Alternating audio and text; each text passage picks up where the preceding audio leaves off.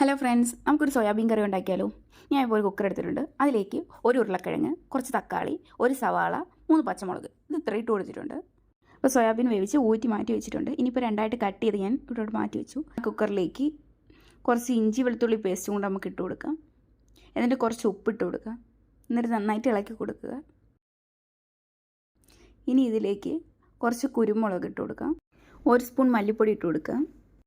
1/4 spoon മഞ്ഞൾപ്പൊടി, 1 spoon മുളക് പൊടി, കുറച്ച് ഗരം മസാല, ഇതെല്ലാം കൂടി ഇട്ട് നന്നായിട്ട് ഇളക്കി കൊടുക്കുക. എന്നിട്ട് അതിന് ശേഷം അതിലേക്ക് ചൂടുവെള്ളം ഒഴിച്ചു കൊടുക്കാം നമുക്ക്. എന്നിട്ട് നമുക്ക് അടച്ചു വെച്ച് ഒരു 3 വിസിൽ കേൾപ്പിക്കാം. ആ സമയം കൊണ്ട് നമുക്ക് സോയാബീൻ ഫ്രൈ ചെയ്യാം. ഒരു പാൻ എടുത്ത് അതിലേക്ക് എണ്ണ ഒഴിച്ച് നമുക്ക് സോയാബീൻ ഇട്ട് കൊടുക്കാം. അതിലേക്ക് കുറച്ച് ഉപ്പും കൂടെ ഇട്ട് നന്നായിട്ട് ഇളക്കി കൊടുക്കുക.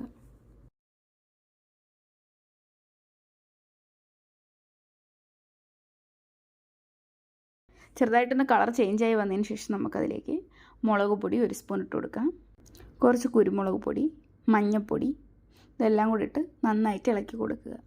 എല്ലായിടത്തും നന്നായിട്ട് പിടിക്കുന്നത് വരെ നമ്മൾ നന്നായിട്ട് ഇളക്കി കൊടുക്കുക. ഇപ്പം ഞാൻ കുക്കർ തുറന്നിട്ടുണ്ട്. അപ്പം നമ്മുടെ ഉരുളൻകിഴങ്ങും സവാളയെല്ലാം വെന്തിട്ടുണ്ട്. ഇനിയിപ്പോൾ ഞാൻ വേറൊരു പാത്രത്തിലേക്ക് അത് മാറ്റിയിട്ടുണ്ട്.